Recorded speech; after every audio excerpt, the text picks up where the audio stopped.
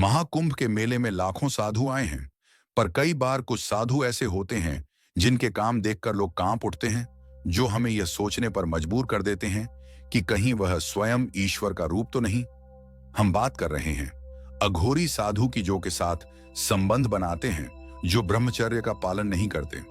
पर ऐसा क्यों? आज की यह वीडियो देखने के बाद आपको अघोरी साधुओं के बारे में ऐसी ऐसी बातें पता लगेंगी जिसे सुनकर आपके होश उड़ जाएंगे। पर उससे से पहले अगर आप भी ईश्वर को मानते हैं तो वीडियो को लाइक करके कमेंट बॉक्स में हर हर महादेव जरूर लिखिए। आइए आपको अघोरी साधु के यह डरा देने वाली कहानी सुनाते हैं। अमावस्या की रात थी।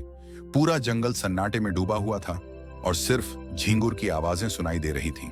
इस घने जंगल के बीचों बीच एक छोटा सा गांव था जिसे लोग काली गांव के नाम से जानते थे। इस गांव के आसपास की कहानियां हमेशा रहस्यमय रही थीं, लेकिन इनमें से सबसे डरावनी और रोमांचक कहानी थी अघोरी साधु की। काली गांव के लोग कहते थे कि जंगल के भीतर नदी के पास एक खंडहर में एक अघोरी साधु रहता है।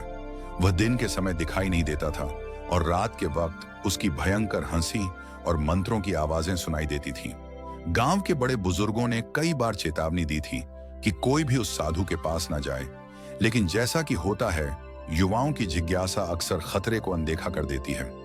गांव का एक युवक अर्जुन इन कहानियों पर विश्वास नहीं करता था। उसे लगता था कि यह सब लोगों की कल्पना मात्र है। एक दिन उसने ठान लिया कि वह इस रहस्य का पर्दाफाश करेगा। अगली अमावस्या की रात अर्जुन ने अपनी मशाल और एक छुरा लेकर जंगल की ओर कदम बढ़ाए। उसकी हर कदम पर सूखी पत्तियां चरमरा रही थीं और रात की ठंडी हवा उसके शरीर में सिहरन पैदा कर रही दो थी। जैसे ही वह खंडहर के पास पहुंचा, उसे चारों ओर अजीब सी खामोशी महसूस हुई। खंडहर का दृश्य भयावह था, टूटी फूटी दीवारें और चारों तरफ अंधेरा। तभी अर्जुन ने देखा कि एक कोने में आग जल रही है। आग की रोशनी में एक काली आकृति बैठी थी। वह साधु था। उसकी आंखें लाल अंगारों की तरह चमक रही थीं और उसके चारों ओर नर मुंड रखे हुए थे। अर्जुन की हिम्मत जवाब देने लगी, लेकिन उसने खुद को संभाला। अर्जुन ने हिम्मत जुटाकर साधु से पूछा, आप कौन हैं और यहां क्या कर रहे हैं? साधु ने धीरे से अपनी आंखें खोली और मुस्कुराते हुए कहा, जो जानने आए हो वह जानने की ताकत रखते हो। अर्जुन ने अपनी हिम्मत बनाए रखते हुए जवाब दिया, मुझे किसी से डर नहीं लगता। साधु ने ठाका लगाया और कहा, अगर ऐसा है तो यह देखो। उसने अपने हाथ उठाए और हवा में कुछ फेंका। तभी अचानक अर्जुन को ऐसा लगा जैसे वह किसी और ही दुनिया में पहुंच गया हो। चारों ओर अंधकार, भूतियां आकृतियां और अजीब अजीब आवाजें। अर्जुन का शरीर कांपने लगा।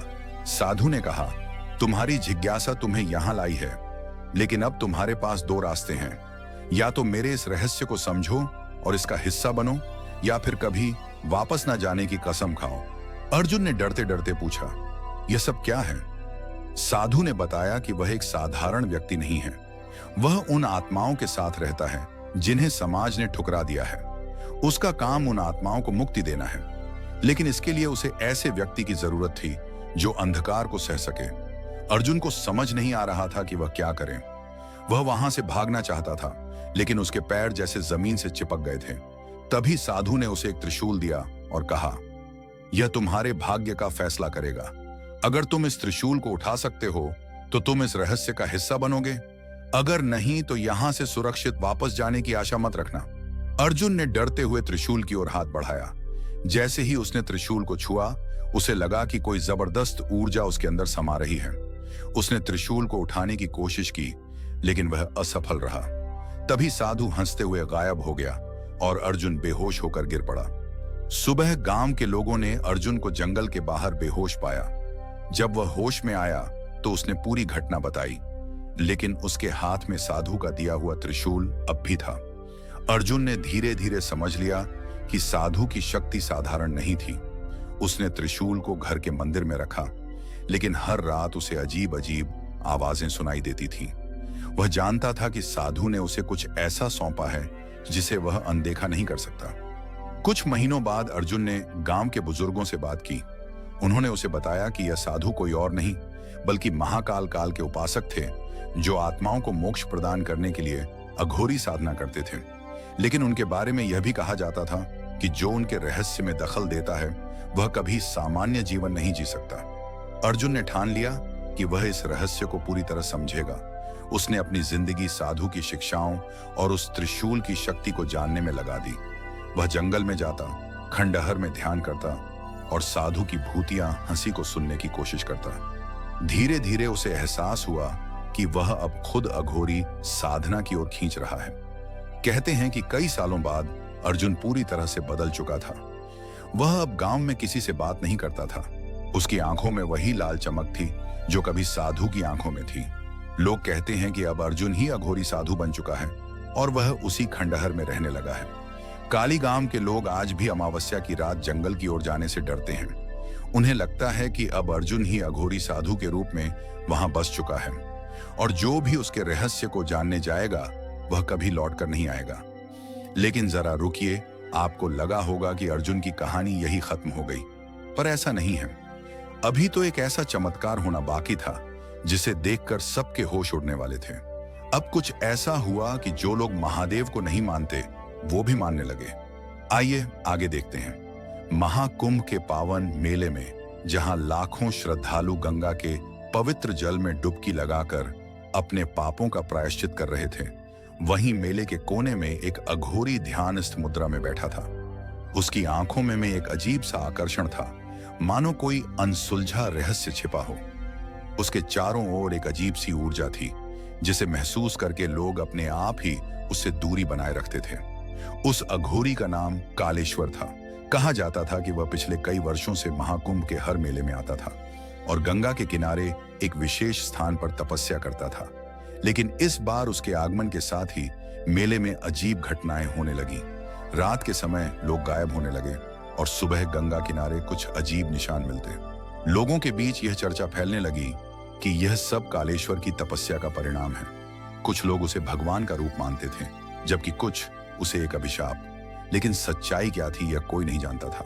एक रात एक पत्रकार राघव, जो इन घटनाओं पर रिपोर्टिंग के लिए मेले में आया था, उसने तय किया कि वह कालेश्वर की सच्चाई का पता लगाएगा। राघव को रहस्यों को सुलझाने का जुनून था और यह मामला उसके लिए एक चुनौती बन गया था। राघव ने रात के समय गंगा किनारे जाकर कालेश्वर की गतिविधियों पर नजर रखनी शुरू की। उसने देखा कि कालेश्वर रात को गंगा के किनारे एक विशेष मंत्र का जाप करता और उसके बाद गायब हो जाता। राघव ने हिम्मत करके उसका पीछा करने का फैसला किया। अगली रात जब कालेश्वर अपने मंत्र का जाप कर रहा था, राघव ने दूर से उसे रिकॉर्ड करना शुरू किया। अचानक कालेश्वर ने अपनी आंखें खोली और सीधे राघव की ओर देखा। राघव को ऐसा लगा जैसे उसकी आत्मा कांप उठी हो, लेकिन उसने अपने कदम पीछे नहीं खींचे। कालेश्वर ने एक गहरी आवाज में कहा, तुम जो जानना चाहते हो उसके लिए तैयार हो? राघव ने हाँ में सिर हिलाया। कालेश्वर ने उसे पास बुलाया और कहा, यह सत्य है, लेकिन यह तुम्हें भयभीत कर सकता है। राघव ने साहस जुटाकर पूछा, आप कौन हैं और यह सब क्या हो रहा है? कालेश्वर ने एक लंबी सांस ली और कहा, मैं वह हूं जो संसार के अंधेरे रहस्यों का रक्षक हूं। यह मेला केवल भक्ति का स्थान नहीं है, बल्कि यहां ऐसी शक्ति भी इकट्ठा होती है जो इस दुनिया के लिए खतरा बन सकती है। मैं उन्हें रोकने के लिए यहां हूं, लेकिन हर बार कोई ना कोई इन शक्तियों को जगाने की कोशिश करता है। राघव ने हैरानी से पूछा, तो यह गायब होने वाली घटनाएं? कालेश्वर ने गंभीरता से कहा, यह उन शक्तियों का प्रभाव है। कोई उन्हें जागृत करने की कोशिश कर रहा है और अगर वह सफल हुआ तो इस दुनिया में अराजकता फैल जाएगी। राघव ने तय किया कि वह इस रहस्य को सुलझाए और कालेश्वर के साथ मिलकर काम करेगा। लेकिन जैसे जैसे वह गहराई में गया, उसे पता चला कि यह मामला केवल एक साधारण रहस्य नहीं था, बल्कि इसमें उसकी अपनी जिंदगी भी दांव पर थी। अगले कुछ दिनों में राघव और कालेश्वर ने मिलकर उन घटनाओं की तहकीकात की। उन्हें पता चला कि मेले के भीतर ही कुछ लोग गुप्त रूप से उन शक्तियों को जागृत करने का प्रयास कर रहे थे। एक रात जब वे उन लोगों का सामना करने पहुंचे तो एक भयंकर मुठभेड़ हुई। कालेश्वर ने अपने मंत्रों और तांत्रिक शक्तियों का उपयोग करके उन दुष्ट ताकतों को रोकने की कोशिश की, लेकिन वह लड़ाई इतनी आसान नहीं थी। कालेश्वर उन शक्तियों को समाप्त नहीं कर सके, पर कुछ वक्त के लिए उन्हें वहां से खदेड़ दिया। अब आप यह जान लीजिए कि आखिर अघोरी शिव की पूजा क्यों करते हैं। इसके पीछे अघोरी बाबाओं का तर्क है कि यह भी उनकी शिव साधना का एक तरीका है। वे मानते हैं कि यदि किसी के साथ रहने के दौरान भी वे शिव उपासना कर सकते हैं, तो यह उनकी साधना का बहुत ऊंचा स्तर है। इतना ही नहीं, यह भी कहा जाता है कि अघोरी बाबा अन्य साधु संतों की तरह ब्रह्मचर्य का पालन नहीं करते हैं, बल्कि चक्र के दौरान संबंध बनाते हैं। उनका मानना है कि इससे उनकी अघोर विद्या को बल मिलता है और उनकी शक्ति बढ़ती है। अगर कहानी पसंद आई तो लाइक करके कमेंट में हर हर महादेव जरूर लिखें। धन्यवाद।